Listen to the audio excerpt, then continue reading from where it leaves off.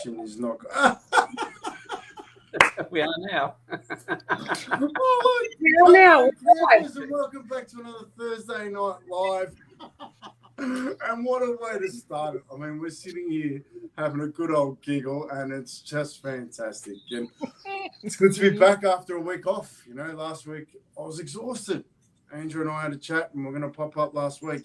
And how can I preach something and not follow through with it myself? So took the week off last week, filled up my cup, and back this week, bright, shining, and ready to go. So tonight, thank you, Kylie. Thank you, Alan. Thank you, Angela, for coming back. And I'm looking forward to continuing our conversation. I'm absolutely stoked to be talking about what's going on in the world at the minute because, you know, we've had floods, we've had wars, we've had fires, we've had pandemics, and we've got women not wearing bras. So let's talk about it because, you know, these are the world issues that are seriously, to be honest, it's something that I want to address too because we're sitting here having a conversation just before everyone comes on. And Kylie's got her Bonds bluey on and no bra. Angela's checking out, no bra. I'm like, all right, so what's going on with this no bra thing? I'm going to, Kylie, open us up. It's revolution. It's awesome. I've been hang on, when did we burn the bras? That was like the 60s and the 70s we did protests burning the bras. And yet we're still wearing them, you know, and they're horrible. They're awful. They're uncomfortable. They're marketing design, telling us that our boobs have to be all perky and sitting up. And the only way to make them perky and sitting up is either have a boob job or wear a bra. So, you know, they're not comfortable. That's padding. There's underwire. There's a lot of research now linking underwires and the pinching to breast cancer. So yeah, we were never designed to wear them. They're a modern invention. They must be. I'm going to be generous and say 150 years old, maybe a bit more. But, you know, we had corsets and those sort of things. Yeah. But the modern day bra is an evil form of torture as far as I'm concerned. And it's my personal little vendetta that I don't wear one. And I've gone now, and I went a couple of years with just not wearing one, you know, in winter where I could layer and stuff. But now it's summer. I've just gone a whole year with wearing Bonds T-shirts and no bra. Bonds singlets, wife bashers, as they call it. Well, as a guy, right? Look, good on you. Do what you got to do to make you feel good, you know, and I support you in that. But as a guy, we're not used to seeing that. Yeah. So, what are we meant to do? What are we like? Because nothing. Nobody's asking you to do anything. You're not used to seeing what? No bra? No, but it's yes, no, we're not. You are all the time. Watch American TV. There's a sex scene. The woman wears a bra. I don't know about you, Kylie, but I don't really like having sex with a bra. No. Wearing a bra, rather, you know. Yeah. I mean, it's like you see bras all the time, and they're not for women. They're for men. You know, like the first, you have bridal showers where women get lingerie and bras and stuff. You know, they're supposed to be taken off, not worn. I can appreciate that, right? But it's as a guy, like this is a great topic to start off with. I was going to start off with a big announcement, but I'll go to there second. But as a guy, right? So where are we meant to look? Well, I because as I said to Kylie, my eyes. Like, you look in my eyes. You still look in my eyes. I do. I will look in your eyes. I love your eyes. However, when you're front and center with no bra on, I'm sorry, I'm capturing all of you. So what do I do? You just go. You notice and you say, oh, she's got no bra on. Moving on. Like, what do you need to say? Why do you need to say something? I don't. This is the whole thing, right? We don't have to. You don't have to. Trust me, in 1 year, at least a year of me going braless, I've had one passing comment from a client, and it was a client's son, and he said to the doctor who'd come, it doesn't matter. Nobody wears bras in this house, he said. And it was because we had to call her on a Sunday morning, and she said, I've just got to put a bra on. And he said, no, don't worry, nobody in this house wears a bra. And I was like, what was it? We're like, yep, it's Sunday morning and we need a doctor here who gives a shit about a bra. That's not what we were talking. But like, you just comment. That's it. Like, you may just sort of notice, the same as I would notice, oh, Alan's in a red shirt tonight. I agree with that. Nice red shirt. No. Nice stripy shirt I've got. No. Thank you very much, Kylie. Nice, mine's blue, but it's you're blue. But it's like I'm legitimately here, right? And the reason why this topic came up is because I see a lot of young women around at the moment, and they're wearing very tight shorts, crimped up the bum, highlighting that, a lot of camel toe, and everything's out. And I'm very much of the ilk that whatever you advertise, you sell, right? And I want to know the person. But when everything's up front, guys, as a man, I'm becoming uncomfortable with it. I don't know how to address that. And if my son brought home a young girl that looked like that, I would suggest for him to be with somebody else. If that's me, right? So if someone like myself struggles with that, I'm sure there's other men that do. Yeah, see, I'm not quite sure whether it's as clear cut as that. I mean, we still live in a society where women get raped, and it's not a man rapes a woman gets raped. The man is not part of the active equation. And it's still, she was asking for it. She was wearing clothes. What was she wearing? There's that whole art exhibition. What was she wearing? Yeah. Yeah. And there's a whole art exhibition where it showed outfits that women were wearing when they were raped. Yeah. It's not really something we talk about when it comes to men. We don't really say, ooh, he's wearing something. He's definitely asking for it. No wonder she came on to him. No, I appreciate that. We don't say, oh, look at him wearing that shirt with his beer gut hanging out. He'll never get himself a wife. We don't say that. No. Okay, so this is interesting, and it's difficult for me to talk about because I don't want to offend you. I appreciate and love both of you. However, I want, as a human, and I consider myself to be a human, is to speak and learn people.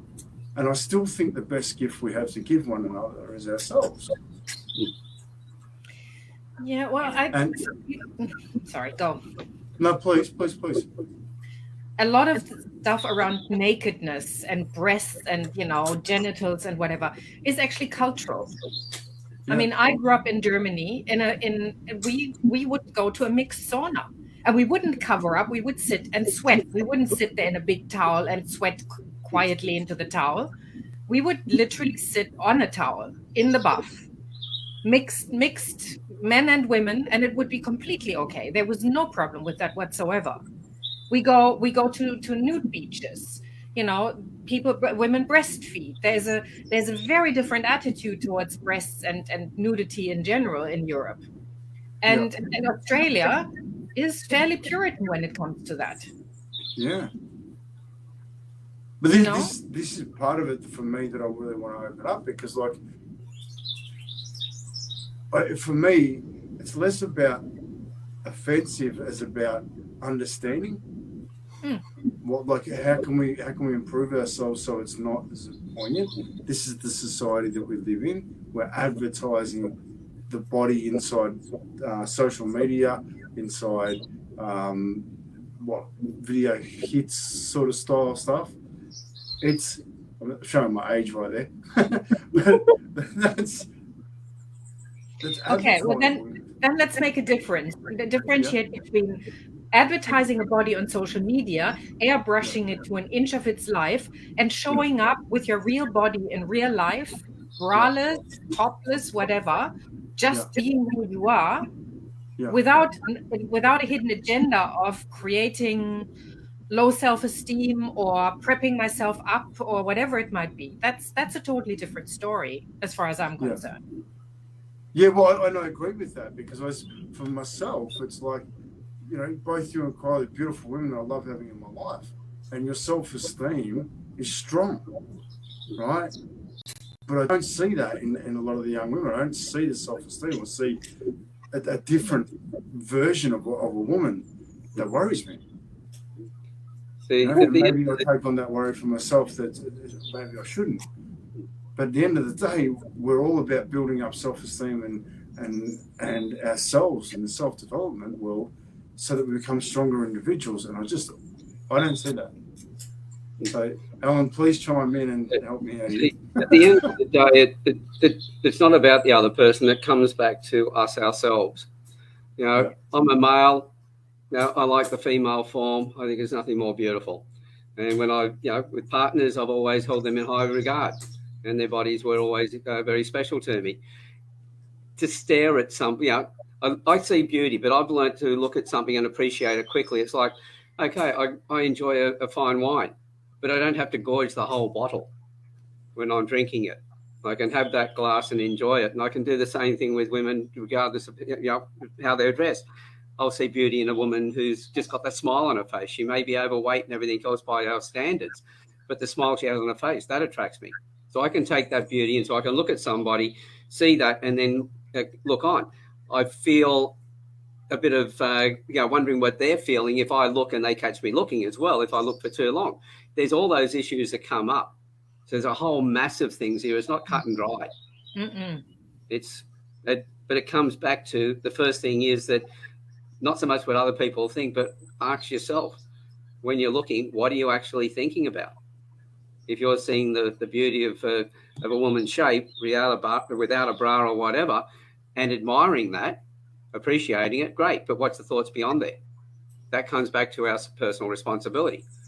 As far as it goes, I understand what Angela was saying about the words that people, the way they phrase it as well. It's not putting the blame on the guy. Whoever takes the act is the one who's responsible. Just because you're half naked doesn't mean you need to take a result for it. Like, think about your partner. If you're in bed together and you're making love, and then your partner turns around and goes, "No, I want you to stop." If you can't stop, then there's something wrong with your relationship. There's no respect for your partner. It's all about you. So I think we need to look at ourselves first and go, okay, who am I? Where am I coming from? And then from there, and fair enough, if I see a girl who's wearing clothes in a fashion that it's, I feel that she's trying to draw people in to look at her, because I get worried. We look at Facebook, and every day we get these storylines that come through, and the number of female coaches who have got the camera out, holding it up and taking a shot down their bra. I'm going, what's this about? What's this got to do with coaching in your business? If they're a health coach, it's all about physical shape.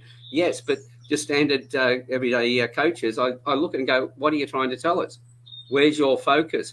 Is your focus on looking good? Most important thing to you on the outside, or are you really focused? You're teaching everybody to have self-esteem, build their attitude towards themselves, their self-esteem, but they're not doing it themselves in those things. That's the ones that I question. I look at that and question the thing more so than what I'm seeing in the picture. I'm questioning the reason behind the way they need to dress that way. But if you're a beautiful woman dressed in gear that's quite revealing, and you're walking down by the beach and you've got the guys looking, well, we're human beings. We're wired. Part of the male is to reproduce, is to have sex.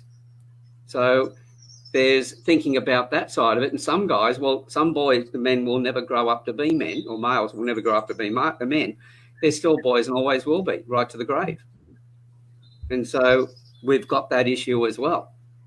But all I can be responsible for is, what do I think when I see someone? I admire beauty. I love to see a woman who looks really great. And I like to see a woman who's got self-esteem as well. And she could be overweight by, obese by our standards. If she's got that smile on her face and that look of depth of beauty in her face, I'll admire that. So does that make sense? Yeah, 100%. Because I'm very much the same, right? It's for me, the beauty is in the heart, right? It's in the eyes, and I keep talking about the cold water crazies lately, and I love these women because they're just some amazing women because of their hearts. Mm. You know, it's got nothing to do with anything, any physical attribute. They're amazing because of the hearts. I love Angela. I love Kylie because of the hearts. Because I can have these conversations, and I'm going to learn through them.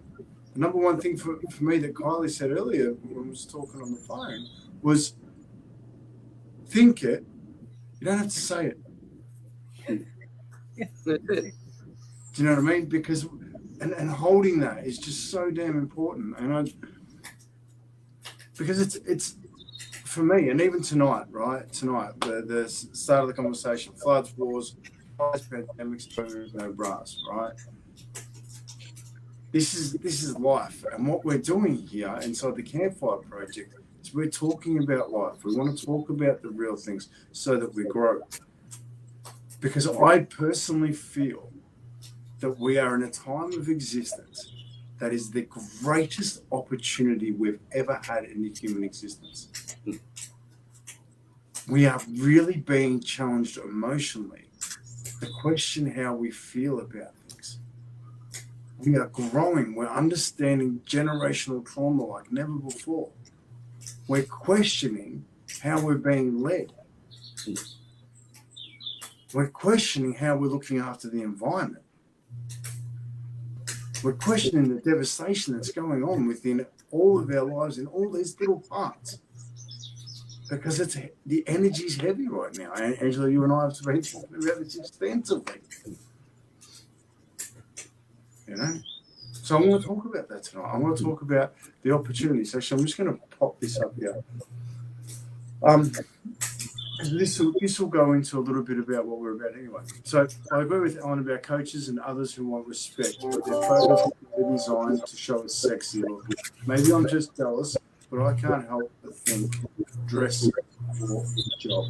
And I appreciate that because what is the job you're doing? What is the message you're trying to put out to people? And maybe I'm a little bit jealous as well. Yes, I used to have a great six-pack. I was really well built. I traded it in for the full keg, but hey, that was my lifestyle. I am getting to that age that your body starts to, what was north was now going south. You know, that's just a part of life. But I still look at it and go, because I'm looking at where we're going as a society. I'm looking at the fact that our youth, our younger people, are our future. And they're the ones going to be looking after this planet when I'm too old to be doing what I'm doing. And so with that side of things, I'm interested in understanding more about them, but asking them why are they doing the things that they're doing? What's the motivation behind it? Is it one of self-esteem, of growth and moving forward? Or is it something that they haven't dealt with in the past?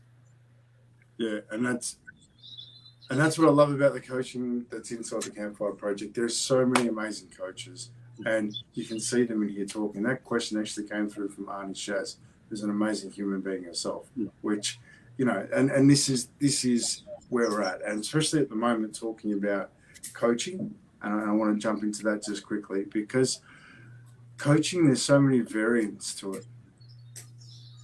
But if you're not in your heart coaching and really understanding the people, if you're not in your heart death doing, if you're not in your heart teaching people emotional safety, if you're not in your heart teaching somebody how to identify facial structure, you're going to miss the most important things. My opinion. Angela? Yeah. I agree. I was just drifting and thinking. This has just brought up a lot of thoughts for me. So again, I mean, I always think that people have a right to express themselves the way they are. And some people, you know, have a different way of expressing themselves than we think they should express themselves. You know, I mean, I have met people who look one way and then they start talking and then it's like, wow, that was never something I would have expected from you. And it's just I don't judge a book by its cover anymore. So I just lost the thread there for a minute because I had all of these thoughts going through my mind about who I was when I was young, and I dressed with my father's shirts and ties and vests, and no, I'm not going to wear anything with cleavage. And now I'm going, you know what? So I'm sorry, my listening skill just dropped there for a minute. No, that's why I grabbed you. Yeah. Because, I was just there was so much coming in. Yeah, but that's honestly why I grabbed you, because I wanted to feel and listen to what you were thinking, because I value you. And this topic in itself brings up a lot of stuff for individuals. So I just frozen. I could have just frozen. Did I freeze? So probably, I'm sorry, I'm coming in off my internet, off my phone tonight. I've had Telstra, thank you. You're doing a great job of your services lately, and you've given me 3. I really appreciate it. And I only need 1 internet connection, just 1, but 3, I thank you. So I've got no internet until they sort it out, which is, I just love the opportunity. Come to Queensland. We didn't have just last week. Sorry, you had the same last week? Queensland didn't have Optus last week, or we did anyway. Have you noticed, though, customer service of late has changed in the aspect that it seems to be a little bit more compassionate and understanding, and less about, yeah, we're not going to deal with you, more about, I'm actually really sorry that happened. I don't know about you, but that's been my experience with Telstra. It's actually been really good. I'm actually really impressed with the way they've changed the way they deal with people. So, we had leading up to it. Yeah, leading up to it, we had a lot of businesses saying, asking their clients to be, a little bit more tolerant of the people they were talking to within the industries, when they were ringing up with complaints and other things. And I think, as long as and I think a few organisations have, they've been thinking from the point of view of, okay, if that's the way we're feeling, how are our customers feeling? And so there's a bit of compassion going back the other way. It's understanding the other person and understanding ourselves. Like I keep saying as a profiler, and that 3-4 things that I look at, everybody is suffering or has suffered or is suffering. Everybody is wearing a mask. Everybody's pretending they're not wearing a mask. And everybody is the combination of all their childhood stresses and rewards. And so when you put all that together, everybody is feeling pain at some point or another. And as far as mental health goes, we're all on the scale. Just depends on which end of the scale we're on today or in this moment. And we can slide backwards and forwards. Once we start understanding that, we have a little bit more compassion for ourselves, and we have a bit more compassion for other people. And I think in that does bring us closer together. Yeah, it does. And that's isn't that what we're about in the Campfire Project? Exactly. Yeah. They're bringing us closer together by having conversations that can be awkward and challenging, but we grow through them. And talking about that, I'll do a post a little bit later, but for those watching, I was going to start off with it earlier. We've got a bit of a announcement at the end of the show tonight, because we've got something exciting we're going to offer. So, but just sorry, a little bit sideways to come back onto it. So, talking about the floods, the wars, fires, and the pandemics, right? Everything that's going on at the minute. There's a lot of fear in society. There's a lot of opportunities to really drive home, and we're all feeling it. But what are some of the huge positives coming out of this right now? Kylie? I think I'll say before, compassion is. I think there's a massive amount of compassion where there wasn't a lot before. Definitely. I remember when the bushfires happened, and I moved just after the bushfires. I moved from the south coast up to Newcastle, and I've got 2 cars, and I rang the insurance company and was like, so I can't afford to keep insuring one of those cars. Just dropped the insurance on it. And she said, oh, what's happened? And I said, oh, bushfire area, and I've moved up here now. I've got to get out there and find work. And this was sort of just before COVID really hit. And they said, oh, we'll just give you 3 months free and see how you go after that. And I was like, really? Okay. And that was 2 years ago, you know, and then I ended up staying with that company. Quite happy to recommend that company with that. That 3 months gave me a bit of a break while I found a job, and I was like, okay, now I'm working and yeah, I can afford it. And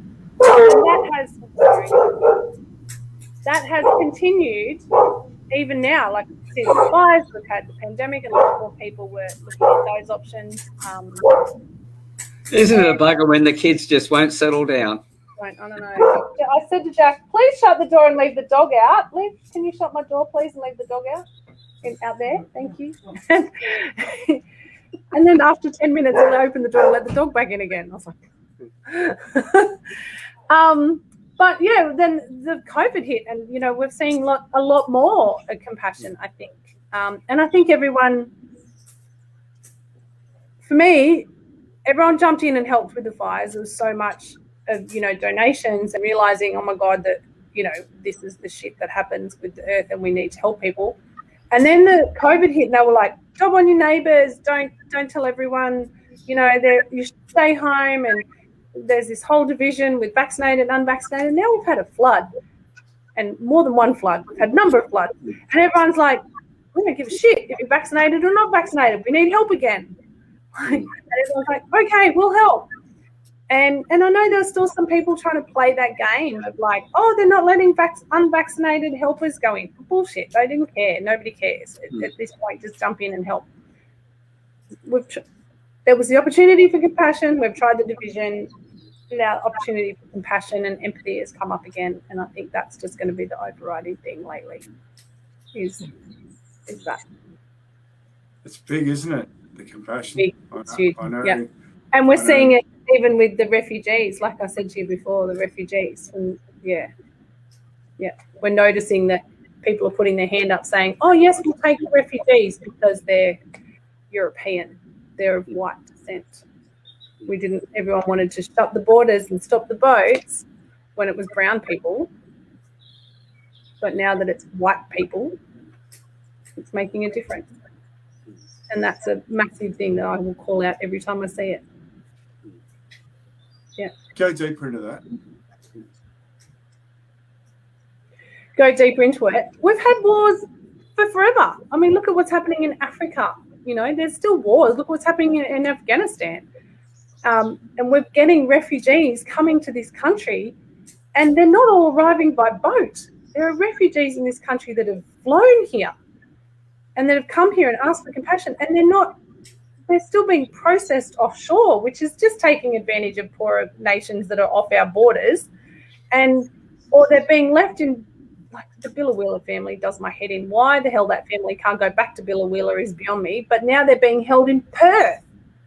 Like, all we ever ask of these people is to assimilate, and that's exactly what they're trying to do, and they're getting stopped. Next thing, the government's turned around and said, oh, we'll take as many Ukrainians as we can. Why? Because they're white and you think they're educated? And I've literally seen comments to that. There have been journalists say it. There have been politicians around the world say it. These are not the refugees we normally see. These are the white educated people. That is gut-wrenching that we are going to judge people on their skin colour when they don't have a home, when their country is being invaded, when they are being bombed. But that's what we do. That's what we, as a nation, allow. And we're not the only nation allowing it. But I think that tide is changing. People are seeing it. We saw it with the tennis player, and I can't remember his name, the tennis player that they wouldn't let play in Melbourne, and they locked him up in the motel until Novak Djokovic. Djokovic. Him. He was literally next door in that motel to people who'd been in detention for 9 years. 9 years. What the hell are we doing keeping refugees and people in detention for 9 years? Who's making money out of that? Do you know what's happened to that guy that was there? The whole world saw it. And they were like, well, Djokovic gets to go home. What happened to this guy who's been sitting here for 9 years? He's just been released. wow, you think there's not an election looming? And he's not even in this country. He's gone to America because we wouldn't even take him. Kept him here for 9 years, and now they've sent him to America? What about the ones we've sent to New Zealand? They're taking them. And I think people are really, really seeing this and really noticing the unequal inequalities. That's the word I was looking for. Inequality in how we're approaching different things. We're definitely approaching things with compassion, but the pandemic showed us that homeless people did not get the same kind of health system that the rest of us. Please stay home. What about the homeless people? What about the people that were living in an apartment? Stay home with your children in an apartment. Okay, what am I supposed to do with my children in an apartment for months on end? That people are realizing it, people are noticing it, that the mental health of people is worth more, and what we're putting them through and the pressure. Now it's the cost of living. Like it's you could just leave me, you just let me go, and I'll keep going and going because I will just keep finding something else. It is more and more and more on us, and I think ultimately there is a lot, and everybody's going to have their thing. Like for me, it's the environment. That's my thing. I go back to, we have to look after the water. We have to look after the air because it's literally the only one we've got. I will do that.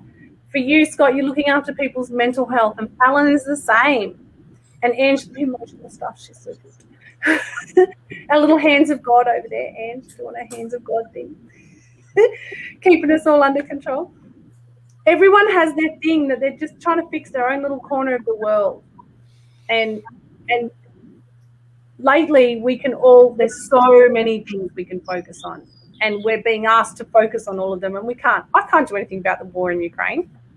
I can't do anything about homeless people, really. I can't do a lot about it. I can do my little bit for the environment, but that's what I can do. I'm like, I can only do what I can only do, and it's overwhelming. The weight of it is huge. So yeah, I'm not going to wear a bra because it's my little thing. It's my little, like, I'm going to not wear a bra, and I'm not going to buy plastic, and I'm like, not going to buy diamonds. Like, I can do these certain little things, and that's my little way of fighting. Yeah, as you said, there's just so much that's on all of our shoulders at the moment, all the stuff that we're noticing. We're not seeing a lot of the good stuff that's being done as far as the customer service goes within businesses. For decades they've been talking about businesses being more socially minded, community minded. Well, they're actually starting to do that now, but it's taken a hell of a lot to get to that point. That's why we're seeing a bit of a turnaround in the way that some companies now are treating their customers and looking after them in a better way. Yeah. The thing is, each of us can only do so much. Yeah. But all of this, thanks to the way it's dropped on us through the media, like 9/11, 3 planes hit 2 buildings, and the terrorists flew each of those planes into the buildings once, but the media flew it into those planes into those buildings thousands of times over many years, and continually adding to the stress of people. It's the amount that we've copped, and this is one of the reasons why so many people are so angry and so upset and going, what do we do? Somebody else should be doing something.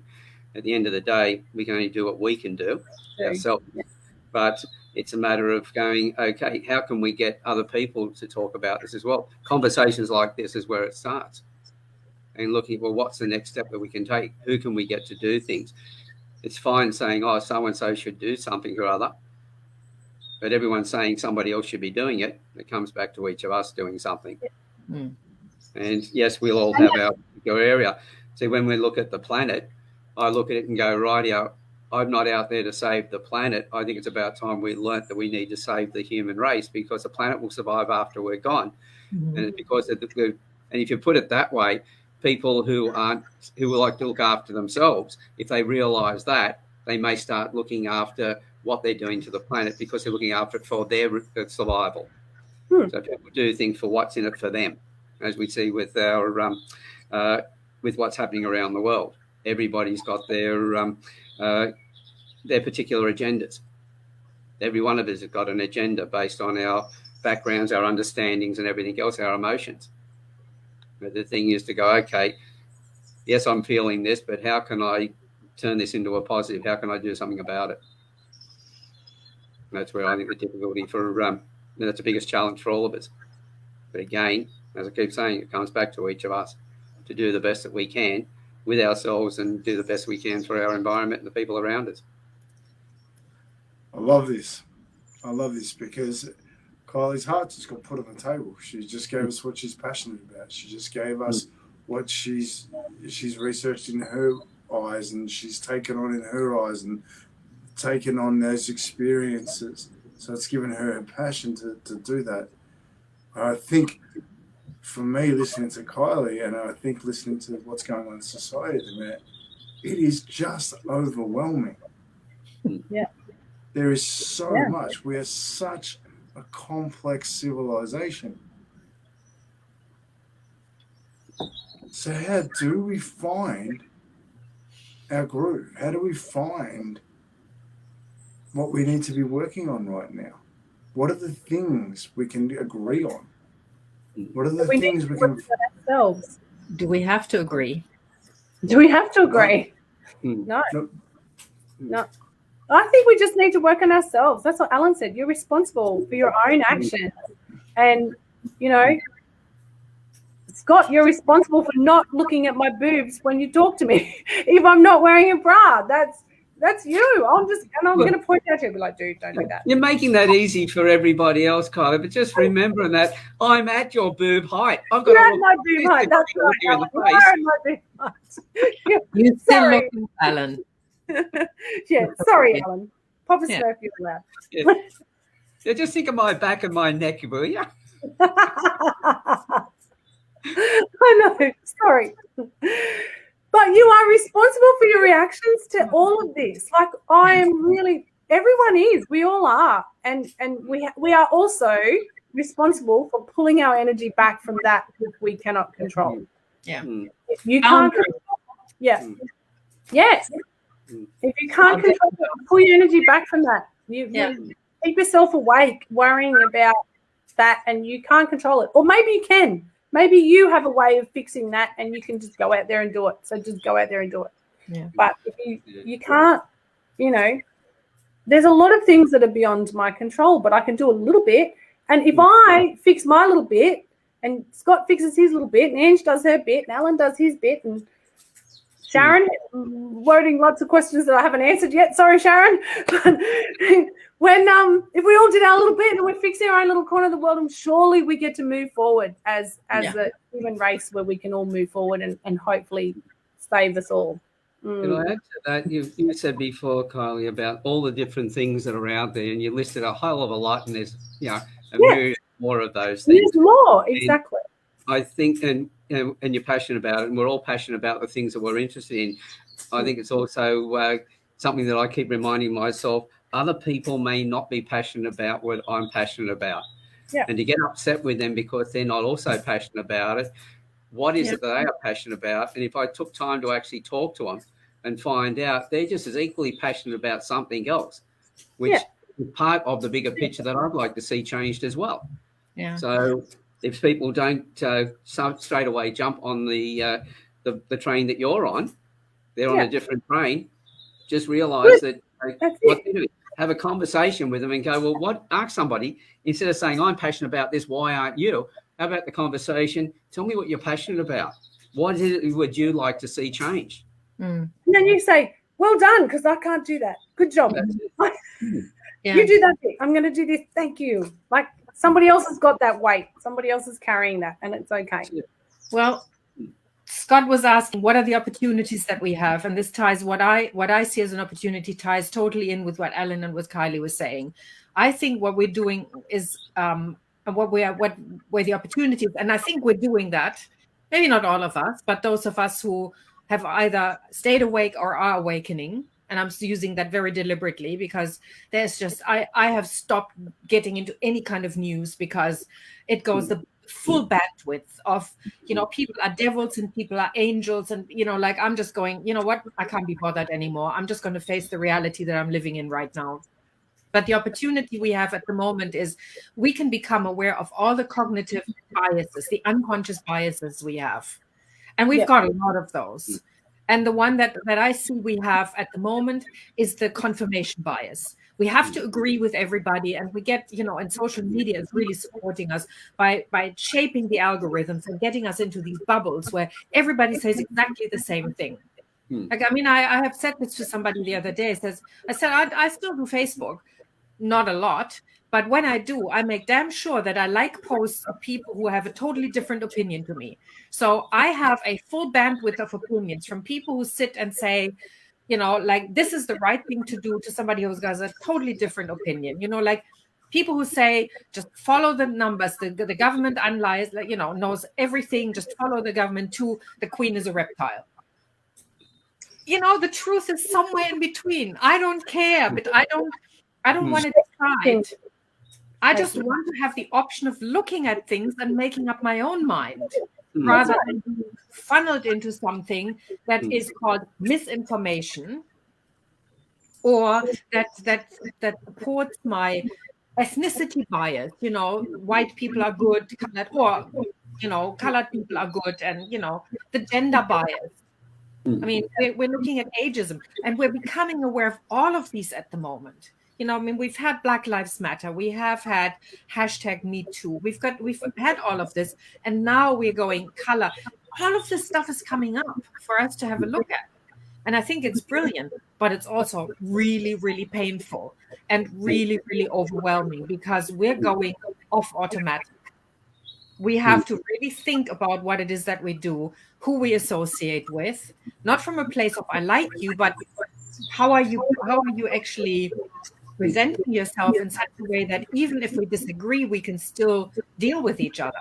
And that, I know that I've had a lot of challenges over the last 2 years with that, where people who I would have never, who I've considered to be really good friends, would literally whack me with their opinion around the ears and going, well, lump it, honey.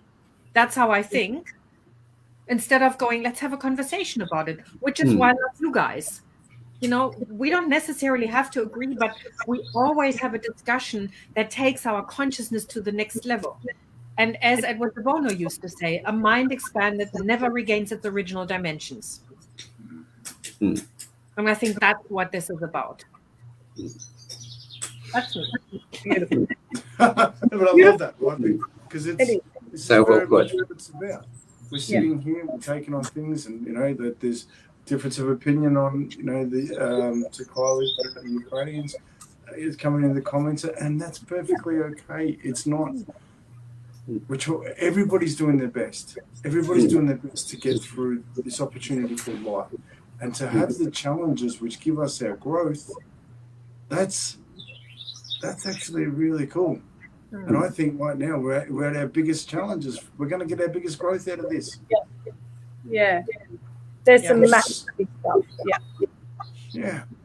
But it's like today I was just walking the streets with a beautiful man and handing out socks as I do. And it was interesting because it brought up stuff for him. And it really hurt. However, growth mindset, we process it. What are you learning from this? What can you improve? How can you take responsibility for this? Because I was walking around today and it was really interesting, and I was in the city, and I hadn't actually been in the city to try and give socks to say, hey, thank you for doing your best. And I didn't have a successful morning in my eyes. A successful morning in my eyes is I give out at least 9 out of 10 pairs of socks. And I didn't have that today. And I'm like, what's going on? But I thought to myself, what can I do differently? What is it I can do differently? How is it I'm projecting right now? Is it my insecurities walking up to people coming out that I haven't been successful today? Have I been successful today? Actually, I was extremely successful because the person I was with had growth. It wasn't about me. Yeah, so the walk through the city was more about his connection than the people you were talking to. So that's the thing too, is being able to step back from and go, okay, this was my target. It didn't work, so it was a failure. But if you step back and you look at the other connections and other things, you go, oh, that wasn't about that. That was about this. Yeah. And being able to realize that is only when you're able to detach from it. Yes, we're emotional beings and we connect to things, but being able to understand, well, this is where Angela's expertise comes in, is understanding all those emotions and being able to put the emotions in a point where we can go, okay, let me look at that without taking ownership of it and worrying about it and taking, putting a potential on it, but look at it and be able to see the situation it is. That, I think, frees us up a lot and it allows us to take the pressure off ourselves, because the pressure that most of us are wearing is not what's going on around us, it's what we're allowing. What's between, as they say, the biggest problem we have is 6 inches, it's grey and it's between our ears. Yeah, but it's so true, right? It's our own thoughts that hold us back for anything, and that's why I love this community so much, because we sit and we have discussions like this and we talk it out, we open it up, but it gives us different perspectives. If I wasn't a part of this community, I wouldn't have sat back and gone, okay, so what have I experienced today? What were the emotions that I felt? Why did I feel those? How could I improve that? Who was around me? That's the key that I needed today. That's the key I needed to see. That was my big growth point. But you have to be able to look at that. And it comes back to your circle of influence and how you approach things. I think for me at the moment, we're all learning these whole new opportunities of growth mindset. So yeah. So I'm just looking through the time at the moment, and believe it or not, we're almost 50 minutes in the bank already. And that's what I love. Surprise. Sorry. Surprise. Surprise, right? So, but for those sitting here listening tonight, or listening to the replay, or even on Mood Food Radio, I want one bit of advice for people. And I'm going to go something a little bit sideways than usual.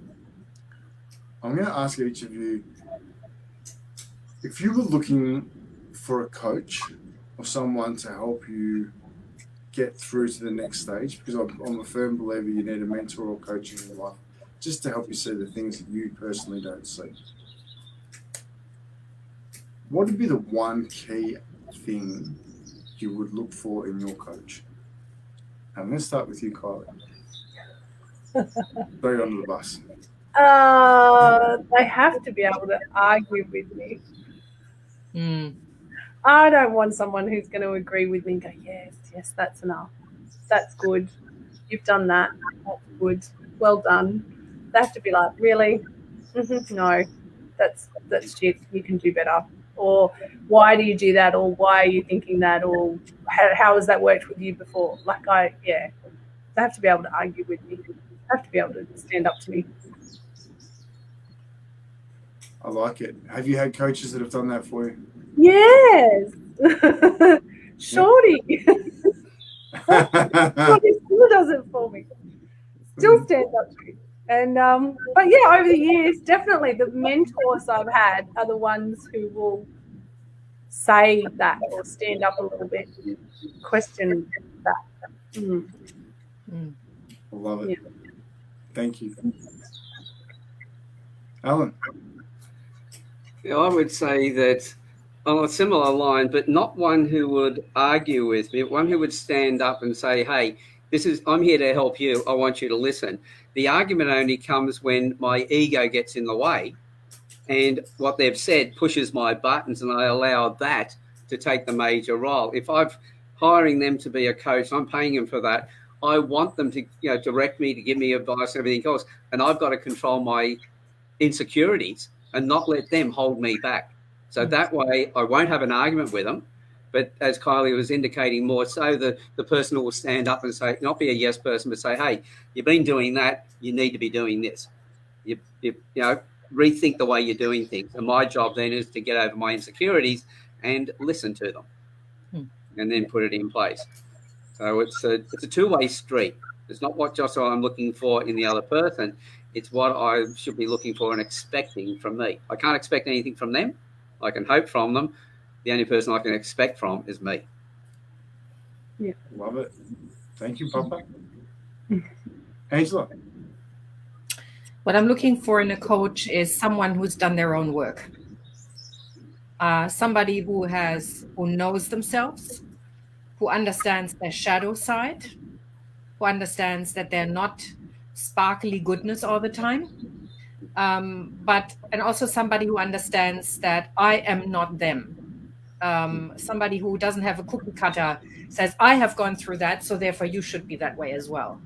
But who has enough wisdom to understand that everybody is uniquely themselves and that we all learn similar lessons. So in that regard, it's really easy to say, yeah, I can understand what you're going through. And I understand that you're different. I think that's really, really important. And again, like Alan and what Kylie's saying, challenges me, and says, I'm holding you to be the next best version of yourself. I don't know what the end product will be. I have no cookie cutter thing for you, but I want to check in with you and see if this is really what you want to do, and then take it from there. Ecology. So leading into the conversation, picking a coach for me would also be the upfront conversation I have with them.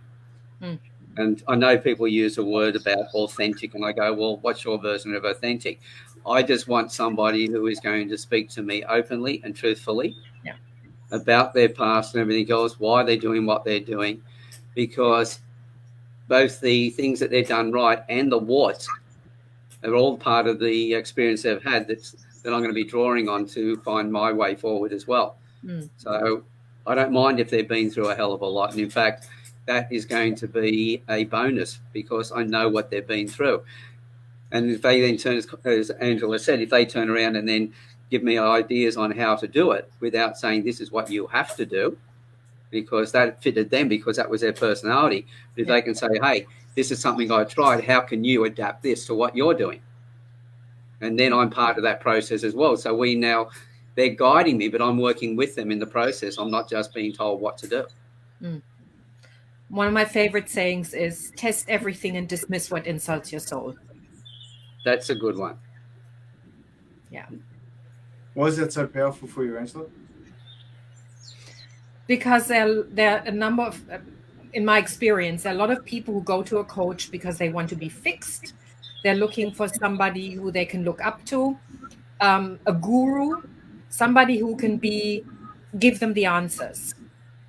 But if you go in for a coach and says, give me some answers, because, you can't expect somebody to know something they don't know about, but to help them get to a place where they can find a way, I think is really important. And so instead of taking everything wholesale and going, yep, I'm going to take this on, test it and become your own guru. Perfect. Thank you. So it's interesting, right? Because it's when we look for a coach, we're often looking for a specific area. We're looking for someone to help us with a certain thing that's going on. But quite often for me, a coach is someone that gives you the opportunity to know you so well. It's knowing you better, not necessarily a process. If they know you better, if you know you better, that's a success. My opinion. I know that everybody I've worked with over the years has just helped me understand me better. So as I keep saying, you have 2 eyes, 2 ears, and 1 mouth, and use them in that proportion. That's an absolute must for me, for anybody that I'm working with. They've got, and when they're using their mouth, they're asking questions. before they start giving you statements on what to do. You can't give advice to anybody until you've got all the information, and that means asking every possible question you can come up with. And as I keep saying, then once you've done that, ask another question. And that following up question could also be a couple of questions. It's a case of what you've been telling me. You've told me all of this. This is how I've understood it. Have I got that right? Am I fully understanding you? There's 2 extra questions. That then gets you into a conversation. And then you know that the coach knows you to the best of their ability. Then they can help you to the best of their ability from that point on. But so many people, they say that the standard now is that when somebody starts to talk about their issues, and I've seen this with coaches as well, 19 seconds before somebody jumps in and gives advice. And I go, if you ever get anybody like that who jumps in and starts to tell you, because they say that they're an intuitive coach or whatever, no, it's more likely to be that they're emotional and they're just regurgitating their own feelings to you. And it's their stuff, not yours. Find one that stops and listens and asks questions. Shows that they want to really understand you. And I just want to share with everybody why I've actually, when the topics are floods, wars, fires, pandemics, and women with no bras, why I'm finishing with the coaches. I'm a firm believer after the experiences I've had in life that we need to process our energy. We need to process the stuff in our lives that cause us pain so that we don't gift that to other people. I have conversations where I learn from so that I become curious, so that I carry an energy of positivity into the conversations I have in life. The conversations I'm having in life at the moment are floods, wars, fires, pandemics, and women with no bras. However, I've come into this with curiosity and to understanding, and I've got coaches in my life and people and mentors in my life that do this for me. I'm showcasing it tonight. So I want to say thank you to Angela. I want to say thank you to Alan. And say thank you to Kylie for being that in my life. People that help me and hold me accountable sometimes trigger me. And I love that because I'm about to learn something more about myself. Right? So thank you. I have a big announcement. I said I'll do this tonight and I'll wait till the end of the night.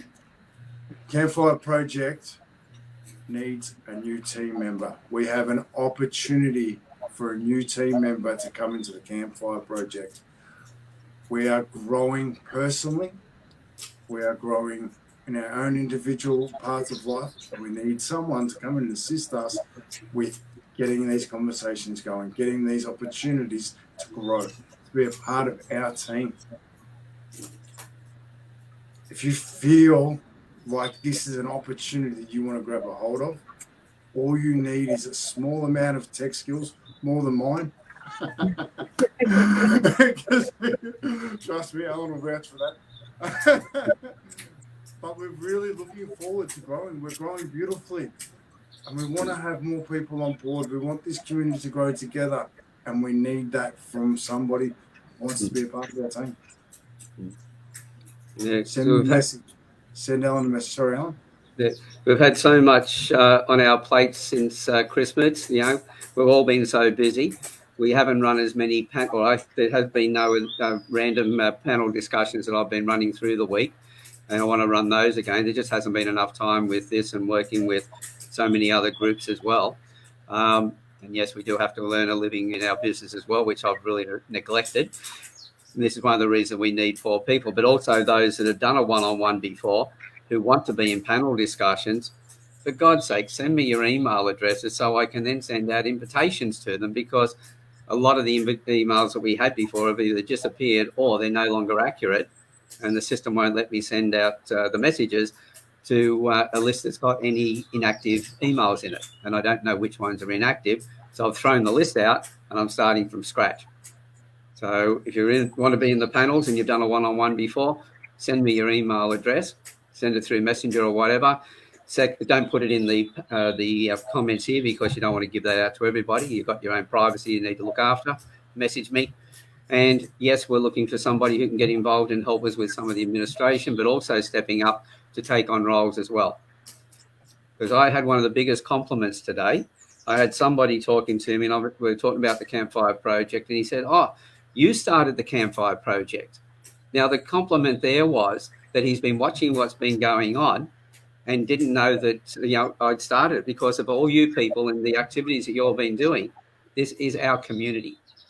It's not a tribe. It's not mine. And I took that as a massive compliment when he said that. So thank you guys for everything you do in the Campfire Project. Thank you, Papa. And I just want to reiterate something about the panels and with the, if we have one wrong email address, nobody gets any messages. Just one. Because of the way the stuff, algorithms work. It's these stuff, not algorithms. I don't do computer talk. That we don't get through. And I can't think of anything more important than to be doing these conversations regularly so that we all grow, you know. So to hear your voices is so important. Sorry, mate. To hear everybody's voices is so important. You know, I've heard mine long enough. I've had it, and I've been listening to it for many, many years. I like to hear other people. That's why I enjoy the one-on-one so much. And if you haven't done a one-on-one before, put your hands up to do that. There's several of us that will do those with you. Yep. Go to the website and book an appointment. So, on that note, campers, thank you so much for everything. Thank you so much for being a part of our community. I love this space. I love what we talk about, and I love how we're growing together. So thank you so much, Kylie. Thank you so much, Ellen. Thank you so much, Angela. And we'll see you next week. All right. Take care, people. So, where's that button?